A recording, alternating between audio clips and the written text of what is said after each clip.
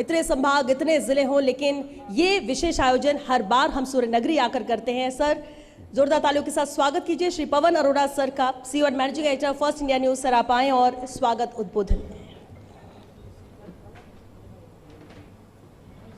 संतों का इनमें से मदन दास जी नहीं है।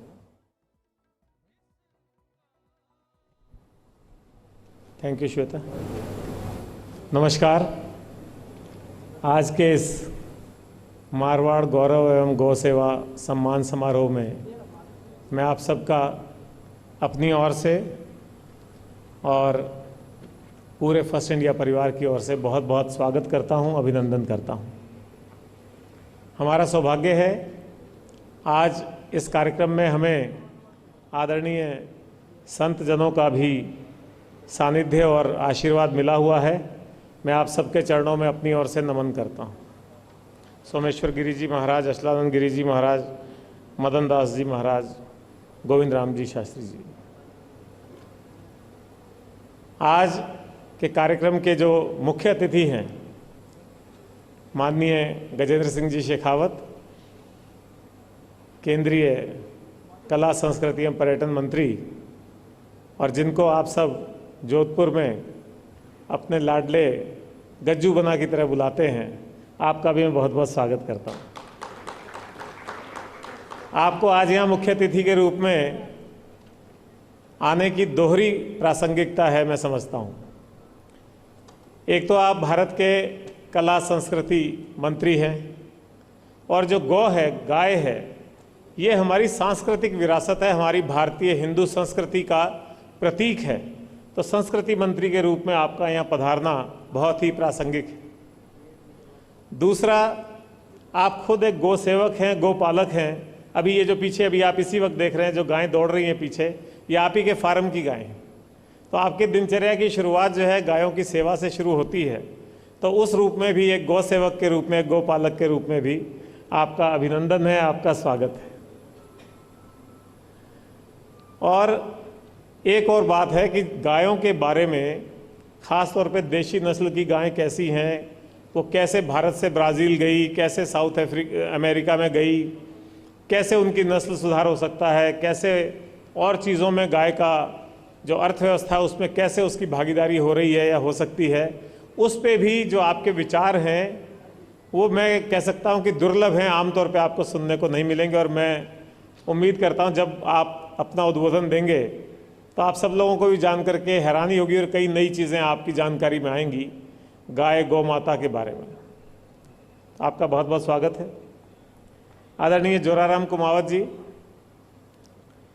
आप खुद राज्य सरकार में पशुपालन, गौपालन, देवस्थान, इन सब के मंत्री हैं, डेयरी, और आपके कार्यकाल में डेयरी में ख़ास तौर पे जो उत्कृष्ट काम हुआ है और उस डेयरी का नाम पूरे राष्ट्र के पटल पर आ गया है और नित नए आयाम डेयरी गढ़ रही है, चाहे वो सोलर का उपयोग हो, चाहे वो मिल्क कलेक्शन की मात्रा बढ़ाने की बात हो, चाहे वो नए चिलर प्लांट्स के लगाने की बात हो, चाहे वो दुग्ध उत्पादकों को या कृषकों को ऑनलाइन भुगतान की बात हो, नित नए आयाम उसमें देखने को मिल रहे हैं। हमारे बीच आदरणीय अविनाश गहलोत जी भी हैं। आपके कार्यकाल में राजस्थान में पिछड़े, गरीब, ज़रूरतमंद की जो सामाजिक सुरक्षा की योजनाएं हैं उनकी दिशा में बहुत ही बेहतरीन काम हो रहा है। आपका भी बहुत बहुत स्वागत है। आदरणीय ओटाराम जी देवासी, अभी 2 दिन पहले हम लोग झालावाड़ में भी साथ थे, तो मैंने वहाँ जो कहा था वही आप सबको भी कहना चाहता हूँ कि एक पुलिस कांस्टेबल, आप लोगों में से बहुत लोगों को मालूम नहीं होगा कि आपके जीवन की शुरुआत एक पुलिस कांस्टेबल के रूप में हुई थी। तो एक पुलिस कांस्टेबल से लेकर के राज्य मंत्री तक का सफ़र, और आप धार्मिक गुरु भी हैं, तो एक मंदिर की चौखट से लेकर के विधानसभा के पटल तक का सफ़र, तो अपने आप में बहुत ही प्रेरणादायक कहानी है। और आप भी, जो आपका मंदिर है, स्थान है, वहाँ पे गौपालन करते हैं, खुद गौ की सेवा करते हैं, आपका भी बहुत बहुत स्वागत है। आप सबके लाडले के विश्नोई साहब, जिनका नाम ही कृष्ण है, और इनका जन्म भी जन्माष्टमी के दिन ही हुआ था, दिखते भी कृष्ण जी जैसे ही हैं। तो और जहाँ तक सरकार में आपके विभागों की बात करें तो मेरे ख्याल गिनते चले जाएंगे, विभाग खत्म नहीं होंगे। उद्योग और वाणिज्य, खेल और युवा मामला, कौशल रोजगार एवं उद्यमिता विभाग, नीति निर्धारण विभाग, कृषि विभाग, इतने सारे विभाग आप देखते हैं, आप इनकी ऊर्जा देख सकते हैं। आपका भी बहुत बहुत स्वागत है। आपके यहाँ के लोकप्रिय सांसद राजेंद्र गहलोत जी, जो पूरे समय आप लोगों के बीच रहते हैं, आपकी समस्याओं को राज्यसभा में उठाते हैं और निरंतर जनसेवा काम में रहते हैं, आपका भी बहुत बहुत स्वागत है। आपके शहर विधायक अतुल बंसाली जी जनता के लिए हर समय उपलब्ध है, 24 घंटे, जिसको 24/7 कहते हैं, और आपके बीच में ही रहते हैं। कोई पहचान नहीं सकता है विधायक जा रहे हैं या कोई आपका आम आदमी जा रहा है। आपका भी बहुत बहुत स्वागत है। बीएसएफ जो कि बॉर्डर एरिया है, और आप सबसे बीएसएफ का कमिटमेंट और इनका हार्ड वर्क छुपा हुआ नहीं है, चाहे वो ऑपरेशन सिंदूर का समय था, चाहे दूसरे नियमित रूप से भारत की सीमाओं की सुरक्षा की बात है। तो श्री ML गर्ग IG साहब भी आने वाले थे, वो किसी काम से उदयपुर गए हैं, और राजपाल सिंह जी जो DIG हैं वो यहाँ पधारे हैं। आपका भी बहुत बहुत स्वागत है। आपके यहाँ के बहुत ही डेडिकेटेड और एफिशिएंट कलेक्टर श्री आलोक रंजन, आपका भी मैं स्वागत करता हूँ। आपका ये मेरे ख्याल चौथा या पांचवां जिला है, और आप जहाँ भी जाते हो वहीं कुछ ना कुछ नया करते हो, कुछ ना कुछ नवाचार करते हो। यहाँ जोधपुर में भी एक, जोधपुर को काफ़ी टफ कलेक्टरशिप माना जाता है, लेकिन बहुत अच्छे ढंग से आप यहाँ अपना काम कर रहे हैं। आपका बहुत बहुत स्वागत है। हमारे रिटायर्ड जस्टिस गोपाल कृष्ण जी, आपका भी बहुत बहुत स्वागत है। नियमित रूप से राजस्थानी भजन, राजस्थान के ऊपर कविताएं और सामाजिक बदलाव की कविताएं और लेख निरंतर आप हमको उपलब्ध कराते रहते हैं। आपका भी स्वागत है। जयपुर से आए हुए डॉक्टर ज्योति, जो कि ऋतु IVF के ओनर हैं, और ये केवल लोगों की ज़िंदगी में गुड न्यूज़ लाने का काम करते हैं। जो संतान रहित दंपत्ति हैं उनके जीवन में खुशियां लाने का काम करते हैं। जिनेंद्र सिंह शेखावत, हमारे सीनियर एडिटर, जो आप सुनते हैं कि सबसे तेज़, सबसे पहले, सबसे विश्वसनीय न्यूज़ आती है, वो इन्हीं के दिन रात की मेहनत से आपको आती है। श्वेता अवस्थी से आप अभी मिले। इसके अलावा हमारे यहाँ की पूरी टीम, राजीव गौड़ यहाँ के रेजिडेंट एडिटर, शिव प्रकाश हमारे रिपोर्टर, इन लोगों की पूरी मेहनत और बाकी सारी टीम के साथ साथ आज जिन लोगों का यहाँ सम्मान होना है, जिन गौ सेवकों का, गौ पालकों का, गौशाला संचालित करने वाले लोगों का सम्मान होना है, मैं उन सब का भी बहुत बहुत अभिनंदन और बधाई देना चाहता हूँ। आप लोगों के इस काम से न केवल भारत की सांस्कृतिक पहचान बनी हुई है, बल्कि जो कृषक हैं, जो खेती बाड़ी के कामकाज से जुड़े हुए हैं, पशुपालन जिनका धंधा है, उनको भी एक संबल मिलता है आप लोगों की वजह से। आपका भी बहुत बहुत स्वागत और अभिनंदन है।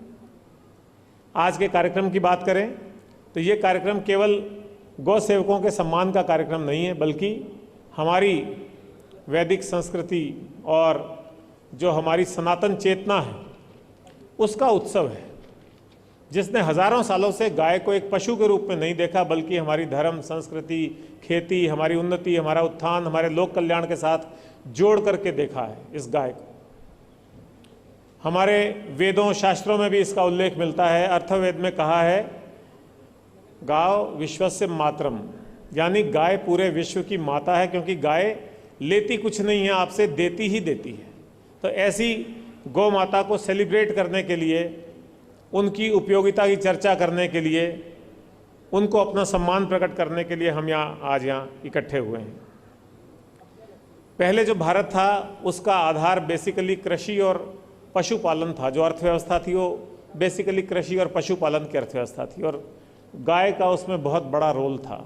चाहे वो खेती हो, चाहे बैल के रूप में साधन उपलब्ध होता हो, चाहे प्राकृतिक खेती हो, खाद हो, जो पंचगव्य है जिसको हम कहते हैं कि गाय का दूध, घी, दही, गौमूत्र, गोबर, ये सब पंचगव्य का भी बड़ा उपयोग था। अब धीरे धीरे अर्थव्यवस्था में परिवर्तन आ रहे हैं, लेकिन अब फिर एक मौका आया है, एक समय आया है जबकि अब कृषि आधारित अर्थव्यवस्था की जगह लोग कहने लगे हैं गो आधारित अर्थव्यवस्था, और कृषि आधारित अर्थव्यवस्था गो आधारित अर्थव्यवस्था का ही एक भाग बन गई है।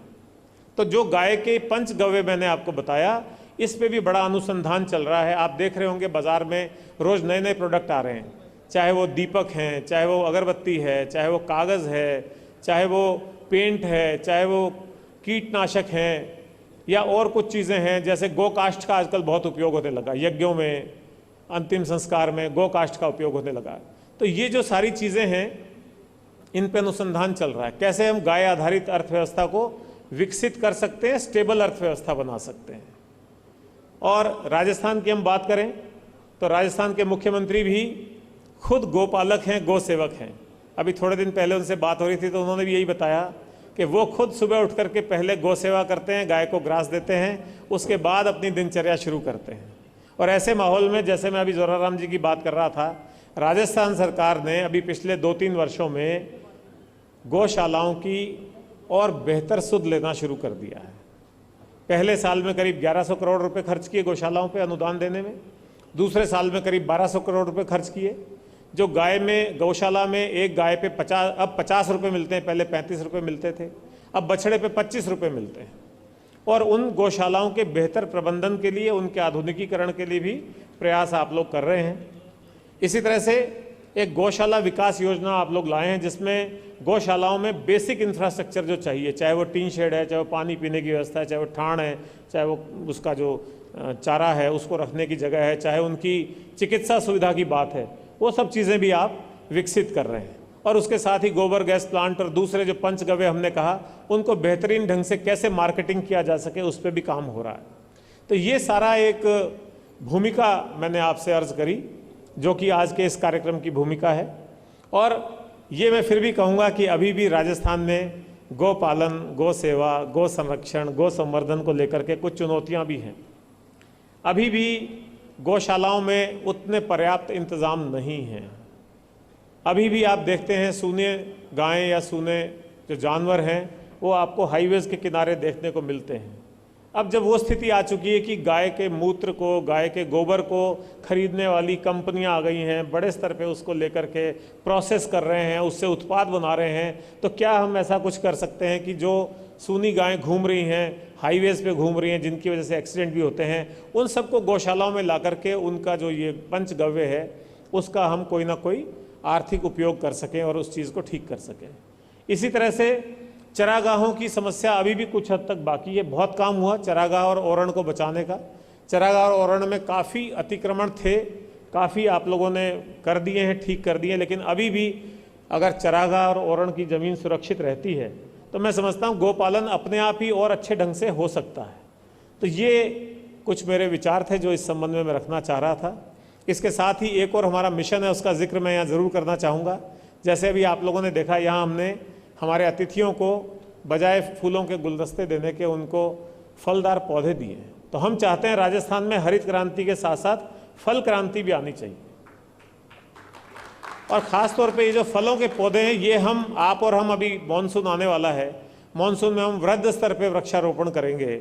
और उस वृक्षारोपण में यदि हम 50% फलदार पौधे लगाते हैं, और ख़ास तौर पे कहाँ लगाएं, पिछड़े हुए इलाके में, कच्ची बस्ती के इलाके में, आंगनबाड़ी के इलाके में, जो छोटे चिकित्सालय हैं उनमें, बच्चों के स्कूल हैं उनमें, जहाँ हमको चार दीवारी भी मिल जाएगी, तो आने वाले 2-3 साल में जब इनमें फल आने लगेगा तो उन फलों का जो न्यूट्रिशन है वो उन कमज़ोर और पिछड़े वर्ग के लोगों को, बच्चों को मिल सकेगा और एक धीरे धीरे एक परिवर्तन आएगा। जो कुपोषण की स्थिति है वो अपने आप ही खत्म हो जाएगी। तो ये एक हमारा प्रयास था। इसी तरह से जो गो आधारित अर्थव्यवस्था या गो आधारित कृषि की हम बात करते हैं, जो ऑर्गेनिक खेती की हम बात करते हैं, अभी प्रधानमंत्री जी ने भी कुछ दिन पहले जब अपनी तरफ से कुछ सुझाव दिए थे, उसमें एक ये बड़ा सुझाव दिया था कि अब किसानों को फर्टिलाइज़र और यूरिया का प्रयोग न्यूनतम कर देना चाहिए और जैविक खेती की तरफ बढ़ना चाहिए। तो एक गाय को अगर हम ज़्यादा संवर्धन करेंगे, संरक्षण करेंगे, तो निश्चित तौर पे हम ऑर्गेनिक खेती की तरफ अपने आप ही बढ़ जाएंगे। तो ये सारी जो बातें हैं मैं आप लोगों से शेयर करना चाहता था। आप लोग बहुत बड़ी संख्या में यहाँ पे आए हैं। अभी बाहर गौ माता का पूजन भी हुआ, गौ माता की आरती भी हुई, और आप सब लोगों के मन में जो गौ माता के प्रति स्नेह, सम्मान, श्रद्धा भाव है, उसका मैं आदर करता हूँ। और आप सब लोगों का भी आपने समय निकाल करके अपना इतना समय दे करके इस विषय को और अधिक उठाने के लिए, सिग्निफिकेंट बनाने के लिए जो योगदान दिया है उसके लिए बहुत बहुत शुक्रिया। धन्यवाद।